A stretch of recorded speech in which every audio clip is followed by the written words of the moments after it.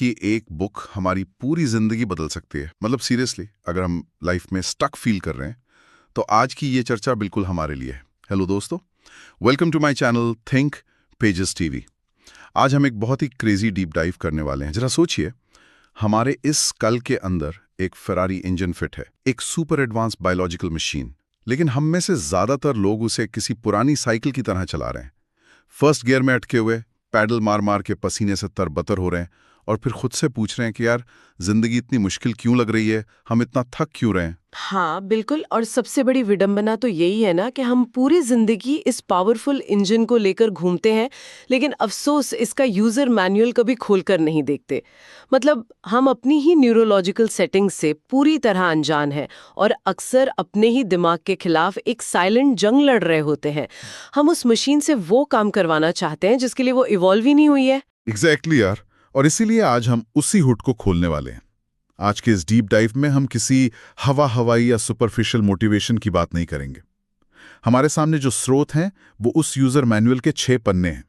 वो 6 neurological rules जो तय करते हैं कि हम कब हार मानते हैं, कब हमारा सिस्टम क्रैश होता है और कैसे हम असल में अपने दिमाग की वायरिंग को हैक करके जीत सकते हैं। क्योंकि दोस्तों, सफलता सिर्फ अंधे होकर मेहनत करने का नाम नहीं है, ये पूरी तरह से ब्रेन वर्क का खेल है। सही कहा। जब हम इन बायोलॉजिकल और मनोवैज्ञानिक नियमों के पीछे का विज्ञान समझ लेते हैं तो हम अपनी ऊर्जा को बर्बाद होने से बचा सकते हैं। हम दिमाग के साथ कुश्ती लड़ने के बजाय उसे अपना सबसे बड़ा सहयोगी बना सकते हैं। तो चलिए इस फरारी के सबसे पहले फंक्शन से शुरुआत करते हैं। अगर हमारे पास इतनी पावरफुल कार है तो सबसे पहले इस सड़क पे नजर टिकानी पड़ेगी, वरना एक्सीडेंट तो तय है। हमारा पहला नियम, फोकस। लेकिन यार, हमारे स्रोत एक बहुत ही डरावनी हकीकत बताते हैं कि हमारा दिमाग आज की दुनिया में फोकस करने के लिए बना ही नहीं है। मैं इसे एक मॉडर्न एनालॉजी से देखता हूं। हमारा दिमाग एक ऐसे स्मार्टफोन की तरह हो गया है जिसमें 50 बैकग्राउंड एप्स एक साथ चल रहे हैं, बैटरी तेजी से ड्रेन हो रही है, सिस्टम लैग कर रहा है और हम सोच रहे हैं कि एक सिंपल सा काम पूरा क्यों नहीं हो रहा। ये स्मार्टफोन वाली एनालॉजी बहुत सटीक है और इसके पीछे का विज्ञान इवोल्यूशनरी साइकोलॉजी से आता है। अगर हम अपने दिमाग की बनावट देखें तो ये आज के इस डिजिटल और इंफॉर्मेशन एज के लिए नहीं, बल्कि प्राचीन काल के हंटर गैदरर युग के लिए डिजाइन हुआ है। अच्छा, मतलब जब हम जंगलों में रहते थे। हाँ, उस समय जंगलों में जीवित रहने के लिए हमारा एमिगडाला, जो दिमाग का अलार्म सिस्टम है, हर छोटी आवाज या हलचल पर तुरंत ध्यान देने के लिए प्रोग्राम किया गया था। झाड़ी हिली तो शायद वहां शेर हो सकता है। अगर कोई फोकस करके सिर्फ एक पेड़ को देखता रहेगा तो पक्का मारा जाएगा। इसलिए डिस्ट्रैक्ट होना हमारे पूर्वजों की सुपर पावर थी। ओह माय गॉड, वेट, मतलब आज जो फोन पर नोटिफिकेशन पॉपअप होता है या व्हाट्सएप की कोई बीप बजती है तो हमारा प्रिमिटिव दिमाग उसे जंगल के उस शेर की तरह या किसी बड़े खतरे की तरह ट्रीट कर रहा है। वो हमें जानबूझकर डिस्ट्रैक्ट कर रहा है ताकि हम सेफ रहें। एकदम सही। हम इसे अपनी अनुशासनहीनता मानकर खुद को कोसते हैं कि हम कितने आलसी हैं, लेकिन असल में ये एक बायोलॉजिकल मिसमैच है। हमारा प्राचीन दिमाग आज के मॉडर्न डिस्ट्रैक्शंस के बीच सर्वाइवल मोड में काम कर रहा है। यार, ये तो सच में बहुत बड़ा रिलीफ है। मतलब गलती हमारी नहीं, हमारे हार्डवेयर की है। हाँ, लेकिन इंसान के पास एक और हिस्सा भी है, प्री फ्रंटल कॉर्टेक्स। ये हमारे दिमाग का सीईओ है जो लॉजिक और डीप वर्क को कंट्रोल करता है। जब हम उन 50 बैकग्राउंड एप्स को फोर्स क्लोज कर देते हैं, यानी सारे नोटिफिकेशंस बंद करके किसी एक मुश्किल काम में अपनी पूरी अटेंशन डालते हैं, तो दिमाग एक खास न्यूरोकेमिकल रिवॉर्ड देता है, डोपामीन। डोपामीन, ये तो वही केमिकल है ना जो हमें इंस्टाग्राम या सोशल मीडिया स्क्रॉल करने पे भी मिलता है। हाँ, वही है। लेकिन सोशल मीडिया वाला डोपामीन बहुत ही चीप और स्पाइकी होता है जो हमें एडिक्ट बनाता है। पर जब हम डीप फोकस से कोई मीनिंगफुल काम करते हैं तो जो डोपामीन रिलीज होता है वो एक सस्टेन्ड फ्लो स्टेट क्रिएट करता है। इस स्टेट में समय का पता ही नहीं चलता। आपका प्री फ्रंटल कॉर्टेक्स पूरी तरह से चार्ज हो जाता है। फोकस कोई पैदाइशी टैलेंट नहीं है, ये अपने एमिगडाला को शांत करके प्री फ्रंटल कॉर्टेक्स को पावर देने की एक डेलिब्रेट स्किल है। वाह, ये वान एक शक्तिशाली लेंस की तरह है। अगर वो बिखरा रहे तो कुछ स्पष्ट नहीं दिखता, लेकिन अगर उसे एक बिंदु पर टिका दिया जाए तो वो आग लगा सकता है। तो अगर फोकस उस फरारी के इंजन को पूरी क्षमता पर चलाने जैसा है तो जाहिर सी बात है कि इंजन ओवरहीट भी होगा। अगर हम लगातार उस 100% प्रोसेसिंग पावर का इस्तेमाल करते रहें तो सिस्टम क्रैश हो जाएगा और यहीं से हमारा दूसरा नियम सामने आता है, दिमाग का प्राकृतिक डिटॉक्स यानी नींद। बिल्कुल, नींद हमारे दिमाग का पॉज बटन है। लेकिन यहाँ मैं एक बहुत बड़ा सवाल उठाना चाहता हूँ। आजकल का जो हसल कल्चर है वो तो कुछ और ही कहानी सुनाता है। इंटरनेट पर ऐसे ज्ञान की भरमार है कि जो सोता है वो खोता है, या रात रात भर जागकर रेड बुल पीते हुए काम करना ही असली स्ट्रगल है, सफलता की निशानी है। क्या हम अनजाने में अपने ही मास्टर कंप्यूटर को डिस्ट्रॉय कर रहे हैं? मैं तो इसे लिटरली डिस्ट्रॉय करना ही कहूंगी। बिना नींद के सफलता पाना एक बायोलॉजिकल इल्यूजन है। हसल कल्चर ने नींद को एक कमजोरी या समय की बर्बादी बना दिया है, जबकि न्यूरोसाइंस के मुताबिक नींद हमारी प्रोडक्टिविटी का सबसे बड़ा फाउंडेशन है। हम अक्सर सोचते हैं कि सोते समय हमारा दिमाग शट डाउन हो जाता है, जैसे टीवी का प्लग निकाल दिया हो। लेकिन असल में नींद के दौरान दिमाग अपना सबसे महत्वपूर्ण और इंटेंस काम कर रहा होता है। इंटेंस का मतलब जब हम सो रहे होते हैं तब भी अंदर कंस्ट्रक्शन चल रहा है। कंस्ट्रक्शन भी और डीप क्लीनिंग भी। हमारे दिमाग में एक सिस्टम होता है जिसे ग्लिम्फेटिक सिस्टम कहते हैं। दिन भर जब हम सोचते हैं, काम करते हैं, तो हमारे ब्रेन सेल्स के बीच कुछ टॉक्सिक प्रोटीन्स जमा हो जाते हैं, जिन्हें अमाइलॉइड प्लैक्स कहा जाता है। ये एक तरह का मानसिक कचरा है। जब हम गहरी नींद में होते हैं तो हमारे ब्रेन सेल्स असल में 60% तक सिकुड़ जाते हैं। 60%? इतना ज्यादा? हाँ, वो सिकुड़ते हैं ताकि सेरेब्रोस्पाइनल फ्लूइड दिमाग के अंदर तेजी से बह सके और इस पूरे कचरे को धोकर बाहर निकाल सके। यार, ये तो सच में आंखें खोलने वाली बात है। मतलब ये कोई मेटाफर नहीं है, ये लिटरली एक ब्रेन वॉश है। बिल्कुल, ये एकदम फिजिकल सफाई है। अगर हम अपनी नींद में कटौती करते हैं तो वो ग्लिम्फेटिक सिस्टम अपना काम पूरा नहीं कर पाता। वो टॉक्सिक कचरा दिमाग में ही रह जाता है और इसीलिए जब हम कम सोते हैं तो अगले दिन हमें ब्रेन फॉग महसूस होता है, चिड़चिड़ापन होता है और हम सबसे आसान फैसले भी नहीं ले पाते। इसके अलावा नींद के दौरान हमारा अवचेतन मन दिन भर की समस्याओं को प्रोसेस करता है और नए आइडियाज बनाता है। जो लोग कम सोते हैं उनकी सीखने और याद रखने की क्षमता खत्म होने लगती है। अमेजिंग। नींद कोई कमजोरी नहीं, हमारी सबसे बड़ी स्ट्रेंथ है। तो चलिए मान लेते हैं कि हमने इंजन को अच्छी तरह से ठंडा कर लिया, कचरा साफ हो गया और हम सुबह एक फ्रेश दिमाग के साथ उठे। लेकिन उस शांत और ठंडे इंजन को फिर से स्टार्ट करने, उसे क्रिएटिव बनाने के लिए एक स्पार्क की जरूरत होती है। हमारे स्रोत बताते हैं कि वो स्पार्क स्थिर बैठकर नहीं बल्कि मोशन से आता है। हमारा तीसरा नियम, सोचने के लिए शरीर को गतिमान करना। हाँ, मूवमेंट हमारे दिमाग के लिए ऑक्सीजन या इग्निशन स्विच का काम करता है। इवोल्यूशन के हिसाब से देखें तो इंसान का दिमाग तब सबसे ज्यादा डेवलप हुआ जब हम मीलों तक पैदल चलते थे, शिकार करते थे और नए रास्तों को नेविगेट करते थे। हमारा दिमाग मोशन के साथ काम करने के लिए ही डिजाइन हुआ है। जैसे जैसे हम बड़े होते हैं, हम सीरियस और स्टेबल हो जाते हैं। हम दिन भर एक कुर्सी पर 9 घंटे स्थिर बैठे रहते हैं, स्क्रीन को घूरते हैं और उम्मीद करते हैं कि हमारे दिमाग में कोई दुनिया बदल देने वाला ब्रिलियंट आइडिया आ जाएगा। बच्चों का उदाहरण दिलचस्प है, लेकिन इसके पीछे का विज्ञान और भी गहरा है। बात सिर्फ चंचलता या ब्लड फ्लो बढ़ने की नहीं है। जब हम कोई भी फिजिकल एक्टिविटी करते हैं, चाहे वो तेज चलना हो, दौड़ना हो या पसीना बहाना हो, तो हमारा दिमाग एक खास तरह का प्रोटीन रिलीज करता है जिसे BDNF कहते हैं, ब्रेन डिराइव्ड न्यूरोट्रॉफिक फैक्टर।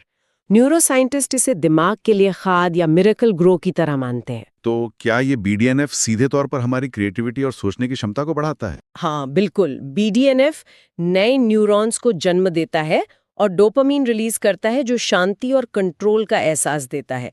जब हम एक जगह बैठे रहते हैं तो BDNF का लेवल गिर जाता है और हमारी रचनात्मकता खत्म हो जाती है।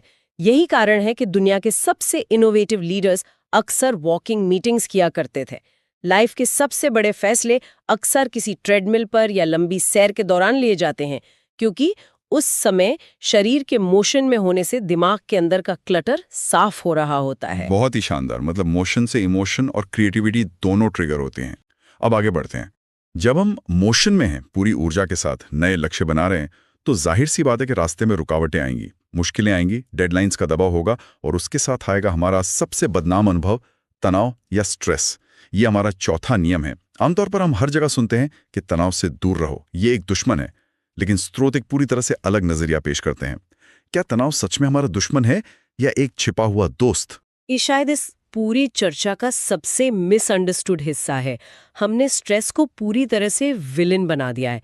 लेकिन अगर हम बायोलॉजिकली देखें तो तनाव बुरा नहीं है। ये हमारे दिमाग का एक अलार्म सिस्टम है जो शरीर को वॉरियर मोड में डाल देता है। वॉरियर मोड सुनने में तो बहुत पावरफुल लगता है, लेकिन जब असल में स्ट्रेस होता है तब तो हमारी धड़कन तेज हो जाती है, पसीना आने लगता है और हम पैनिक करने लगते हैं कि यार मैं घबरा रहा हूं। और यही हम सबसे बड़ी गलती करते हैं। हम उस बायोलॉजिकल रिस्पॉन्स को गलत इंटरप्रेट करते हैं। जब हार्ट रेट बढ़ता है तो आपका शरीर असल में पैनिक नहीं कर रहा होता, वो आपके दिमाग तक ज्यादा ऑक्सीजन पंप कर रहा होता है ताकि आप बेहतर फैसले ले सकें। आपके ब्लड स्ट्रीम में एड्रेनालाइन बढ़ता है और इंसान अपने सर्वश्रेष्ठ प्रदर्शन के सबसे करीब होता है। समस्या स्ट्रेस में नहीं है, उसे देखने के हमारे नजरिए में है। ये तो बहुत पावरफुल थॉट है। मुझे यहाँ एक लाइन याद आ रही है, आग सोने को जलाती नहीं, उसे और शुद्ध बनाती है।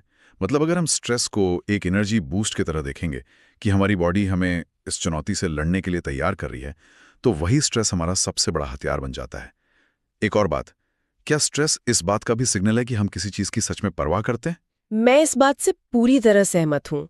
स्ट्रेस केवल वहीं आता है जहां हमारा दिल जुड़ा होता है। जिस चीज से आपको कोई फर्क नहीं पड़ता, उसके लिए आपका दिमाग कभी एड्रेनलिन रिलीज नहीं करेगा। इसलिए इसे दबाने के बजाय इसके प्रति अवेयर होकर इसे अपनी ग्रोथ का ईंधन बनाना चाहिए। अमेजिंग। तनाव हमें व्यक्तिगत रूप से मजबूत और फोकस बनाता है, लेकिन कोई भी वॉरियर हमेशा अकेले जंग नहीं लड़ सकता। इंसान कोई मशीन नहीं है जो अकेले सर्वाइव कर सके। उस इंटेंस वॉरियर मोड को बैलेंस करने के लिए हमें एक इमोशनल नेटवर्क की आवश्यकता होती है, और यहीं से आता है हमारा 5वां नियम, कनेक्शन की जीव विज्ञान, द पावर ऑफ कनेक्शन। बिल्कुल, और ये केवल एक इमोशनल बात नहीं है, ये हार्डकोर बायोलॉजी है। जब कोई व्यक्ति दूसरों से गहराई से जुड़ता है तो दिमाग एक बहुत ही जादुई हार्मोन रिलीज करता है, ऑक्सीटोसिन। जब आप मुश्किल समय में किसी ऐसे व्यक्ति के साथ होते हैं जिस पर आप भरोसा करते हैं, तो ये ऑक्सीटोसिन आपके खून में बह रहे स्ट्रेस हार्मोन के लेवल को लिटरली कम कर देता है। एक मजबूत सोशल कनेक्शन आपके शरीर के लिए स्ट्रेस के खिलाफ एक बायोलॉजिकल शील्ड का काम करता है। लेकिन अगर हम कनेक्शन की बात करें तो सोशल मीडिया ने दुनिया को डिजिटली तो जोड़ दिया है। हमारे पास हजारों फॉलोअर्स हैं, हमारे पोस्ट्स पर सैकड़ों लाइक्स आते हैं। तो क्या स्क्रीन पर मिलने वाला वो थम्स अप या वो डिजिटल लाइक्स हमारे दिमाग को ऑक्सीटोसिन दे रहे हैं, या ये सब एक धोखा है? ये पूरी तरह से एक धोखा है। सोशल मीडिया ने हमें डिजिटली जोड़ा है, लेकिन इमोशनली दूर कर दिया है। हमारा दिमाग डिजिटल पिक्सेल्स और असली इंसानी साथ के बीच का अंतर बहुत अच्छी तरह समझता है। डिजिटल लाइक्स एक पल के लिए डोपामिन का छोटा सा स्पाइक तो देते हैं, लेकिन दिमाग को फिजिकल और आत्मिक कनेक्शन चाहिए। मतलब जब हम किसी असली इंसान के साथ बैठकर अपना दर्द बांटते हैं, या जब हम दूसरों की मदद करते हैं और खुद के इमोशंस को समझते हैं, तभी वो असली कनेक्शन बनता है। हाँ, और जब ये फिजिकल कनेक्शन बनता है तो दिमाग में पॉजिटिविटी और कॉन्फिडेंस पैदा होता है, जिससे इंसान फियरलेस हो जाता है। एक रिसर्च भी है जो दिखाती है कि जब आप अकेले किसी मुश्किल को देखते हैं तो वो बहुत बड़ी लगती है, लेकिन जब आपके साथ कोई खड़ा होता है तो आपका दिमाग लिटरली उस मुश्किल को छोटा कैलकुलेट करता है। वाह, ये सच में रोंगटे खड़े कर देने वाला है कि कैसे एक इंसान का साथ हमारे दिमाग के परसेप्शन को ही बदल देता है। अब जरा इस पूरी तस्वीर को एक साथ देखते हैं। हमारे पास फोकस है, नींद से मिला हुआ एक क्लीन दिमाग है, मोशन से आई हुई क्रिएटिविटी है, स्ट्रेस से मिली हुई वॉरियर एनर्जी है, और कनेक्शन से मिली हुई सुरक्षा भी है। इंजन पूरी तरह से तैयार है, लेकिन जाना कहाँ है, अपनी ऊर्जा को किस दिशा में लगाना है? और यहीं आता है हमारा छठा और सबसे महत्वपूर्ण नियम, उद्देश्य, पर्पस। बिल्कुल, बिना दिशा के ये सारी एनर्जी सिर्फ खालीपन का एहसास देती है। न्यूरोलॉजिकल स्तर पर उद्देश्य हमारे दिमाग के लिए एक असली जीपीएस की तरह काम करता है, जो दिमाग को भटकने से बचाता है। जब इंसान को अपना क्यों पता होता है, अपना रीजन पता होता है, तो वो हर मुश्किल को पार कर लेता है। इसे मैं एक बहुत ही प्रैक्टिकल एनालॉजी से जोड़ सकता हूँ। जब कारण बड़ा होता है तो बहाने अपने आप छोटे लगने लगते हैं। जब हमें पता होता है कि हमें सुबह 4 बजे उठकर एक ऐसी फ्लाइट पकड़नी है जो हमें हमारे सपनों की जगह पर ले जाएगी, तो हम बिना अलार्म के उठ जाते हैं, कोई थकान नहीं होती। लेकिन जब कोई पर्पस नहीं होता तो सुबह 8 बजे बिस्तर से उठना भी पहाड़ चढ़ने जैसा लगता है। इसी बात पर एक शायरी याद आ रही है, खुद को इतना मजबूत बना लो कि हर मुश्किल तुमसे डरने लगे, और ये मजबूती हमारे पर्पस से ही आती है। सही कहा, उद्देश्य कोई ऐसी चीज नहीं है जो अचानक एक दिन मिल जाती है। ये एक्सप्लोर करने और गलतियां करने से विकसित होता है। बिना उद्देश्य की लाइफ दिमाग को खालीपन का सिग्नल देती है, लेकिन जब दिमाग और दिल एक ही दिशा में चलते हैं तो बायोलॉजिकली असंभव भी संभव बन जाता है। ये तो माइंड ब्लोइंग है। मतलब उद्देश्य सिर्फ कोई फिलॉसफी नहीं है, ये हमारी बायोलॉजिकल एनर्जी को डायरेक्ट करता है। तो दोस्तों, अगर हम आज की इस पूरी गहन चर्चा को समेटें तो ये स्पष्ट हो जाता है कि आज हमने जो स्रोत देखा वो असल में हमारे सुपर कंप्यूटर जैसे दिमाग का एक मिसिंग मैनुअल है। फोकस, नींद, गति, तनाव, कनेक्शन और उद्देश्य, ये सब हमें सिखाते हैं कि हम अपनी जिंदगी की गाड़ी के पैसेंजर नहीं बल्कि ड्राइवर कैसे बने। बिल्कुल। और मैं सभी श्रोताओं को यही याद दिलाना चाहूंगी कि ये सब जानकारी इसलिए जरूरी है ताकि आप अपनी क्षमताओं को पहचानें। जब आपका अपना दिमाग आपके विजन के साथ सिंक हो जाता है तो बाहर की कोई भी रुकावट आपको नहीं रोक सकती। एग्जैक्टली। सफलता कोई बाहरी चीज नहीं है, ये एक स्टेट ऑफ माइंड है। एक बार जब दिमाग हमारे साथ होता है तो दुनिया की कोई ताकत हमें नहीं रोक सकती। लेकिन अब असली सवाल ये है, क्या हम अब भी अपने दिमाग की कमियों से समझौता करते रहेंगे या उसके साथ जीतना शुरू करेंगे? चॉइस हमेशा हमारी ही होती है। अगर हमें लाइफ में कुछ बड़ा करना है तो आज से बल्कि अभी से स्टार्ट करना होगा। सोचने के लिए बहुत कुछ है दोस्तों। अगर ये डीप डाइव पसंद आई हो तो लाइक और शेयर जरूर करें। थिंक पेजेस टीवी को सब्सक्राइब करना ना भूलें ताकि हम ऐसे ही पावरफुल कॉन्सेप्ट्स लाते रहें। Keep diving.